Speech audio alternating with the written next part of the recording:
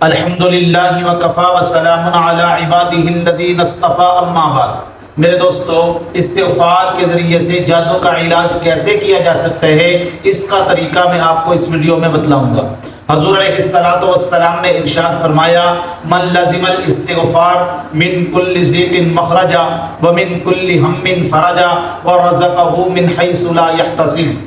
جو بندہ استغفار کو اپنا وظیفہ بنا لیتا ہے، یعنی اپنی زبان پر استغفار کو جاری کر لیتا ہے، ہر وقت وہ استغفار پڑھتا ہے، اللہ تبارک و تعالی من کل ضیق مخرجا، ہر مشکل سے نکلنے کا اس کے لیے راستہ بنا دیتے ہیں، ومن کل ہم فرجا، ہر پریشانی کو اللہ پاک دور فرما دیتے ہیں، ورزقہ من حیث لا یحتسب، ایسی جگہ سے اللہ اس کو رزق عطا فرماتے ہیں جہاں سے اس کو وہم و گمان بھی نہیں ہوتا۔ اس لیے میرے دوستو، استغفار کثرت سے کرنا چاہیے۔ امام احمد بن حنبل رحمۃ اللہ علیہ کا واقعہ کتابوں میں موجود ہے۔ ایک مرتبہ وہ سفر فرما رہے تھے، رات ہو گئی تو ایک بستی میں وہ گئے، تو وہاں ایک آدمی تھا جو روٹیاں لگاتا تھا، جس کا تندور تھا، تندور پہ روٹیاں لگانے کا کام کرتا تھا۔ اس کی نظر امام صاحب پہ پڑی۔ اب اس کو یہ تو پتہ نہیں تھا کہ یہ امام احمد بن حنبل ہیں۔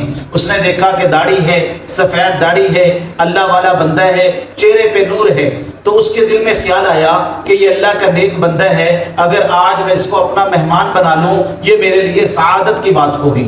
چنانچہ وہ امام صاحب کے پاس چل کے آیا، کہنے لگا، حضرت رات ہو گئی ہے، آپ میرے گھر آرام فرمائیں اور صبح کو جس کام کے لیے آپ جا رہے ہیں، جہاں آپ نے جانا ہے چلے جائیں۔ تو امام صاحب اس کے ساتھ ہو گئے۔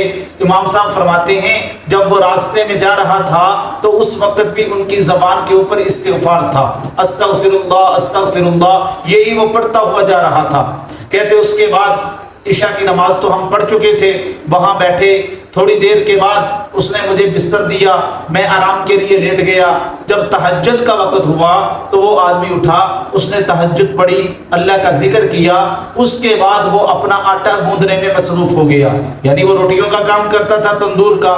تو امام صاحب فرماتے ہیں وہ آٹا بھی گوندھ رہا ہے اور استغفار بھی کر رہا ہے، پھر وہ تندور پہ روٹیاں بھی لگا رہا ہے، استغفار بھی کر رہا ہے، لوگوں کو روٹیاں دے بھی رہا ہے، استغفار بھی کر رہا ہے۔ امام صاحب فرماتے ہیں اس کے اس عمل پر مجھے بڑا تعجب ہوا، تو میں نے اس سے پوچھا کہ آپ کو میں نے یہ دیکھا کہ آپ ہر وقت استغفار پڑھتے رہتے ہیں، کیا استغفار سے آپ کو کچھ ملا بھی ہے، استغفار سے آپ کو کوئی فائدہ بھی ہوا ہے؟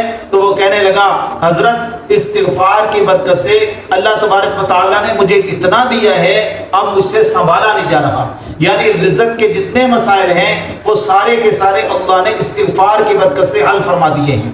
اور دوسرا یہ، میں اللہ سے جو بھی دعا کرتا ہوں استغفار کی برکت سے اللہ میری دعا کو رد نہیں کرتے، میری دعا کو قبول فرماتے ہیں۔ اب میں اللہ سے ایک دعا کر رہا ہوں اور میری یہ خواہش ہے کہ میرے مالک مجھے موت سے پہلے پہلے وقت کے امام احمد بن حنبل کی زیارت کروا دے۔ اب یہ خواہش اللہ میری پوری فرمائیں گے انشاءاللہ۔ امام صاحب نے جب یہ بات سنی، فرمایا کہ تم خوش ہو جاؤ، میں ہی وقت کا امام احمد بن حنبل ہوں، مجھے یوں لگتا ہے کہ فرشتے مجھے کھینچ کر آپ کی طرف لائے ہیں۔ تو یہ میرے دوستوں استغفار کی برکات ہیں۔ اگر کسی کے گھر کے اندر جادو ہو، کسی کے گھر کے اندر رزق کی بندش ہو، پریشانیاں ہوں اور آپ سے یہ حل نہ ہو رہی ہوں، تو آپ میرا یہ عمل پابندی کے ساتھ کر لیں۔ اگر آپ کے گھر کے اندر جادو ہو، یا آپ کے گھر کے اندر پریشانیاں ہوں، یا آپ کے گھر سے مصیبتیں نہ نکل رہی ہوں، تو میرا یہ بتایا ہوا عمل پابندی کے ساتھ کریں، انشاءاللہ اللہ آپ کے سارے مسائل حل فرما دیں گے۔ وہ عمل یہ ہے، آپ کے گھر کے جتنے افراد ہیں وہ سارے کے سارے 5 وقت کی نماز کے بعد ایک ایک تسبیح استغفار کی پڑھیں، یعنی روزانہ 5 نمازوں کے بعد ایک ایک تسبیح استغفار کی پڑھنی ہے، چاہے وہ مرد ہو چاہے وہ عورت ہو۔ یہ عمل آپ 11 دن کر لیں، 11 دن کے اندر اندر اللہ پاک آپ کی رزق کی بندش کے مسائل بھی حل فرما دیں گے، جادو کے مسائل بھی حل فرما دیں گے، آپ کی پریشانیوں کو بھی گھر سے نکال دیں گے۔ اور یاد رکھیں، بعض اوقات استغفار کی برکت سے اللہ پاک وہ مقام، وہ جگہ بھی انسان کو دکھا دیتے ہیں جہاں جادو دفن کیا گیا ہو۔ اللہ تبارک و تعالیٰ اس کی برکت سے جادو کی جگہ کا بھی تعین فرما دیتے ہیں۔ ایسے کیس بھی ہمارے پاس آئے ہیں کہ انہوں نے استغفار کثرت سے پڑھا اور ان کو خواب کے اندر وہ جگہ بتا دی گئی جس جگہ کے اندر جادو دفن تھا۔ اللہ تبارک و تعالیٰ ان باتوں پر ہمیں عمل کرنے کی توفیق عطا فرمائے۔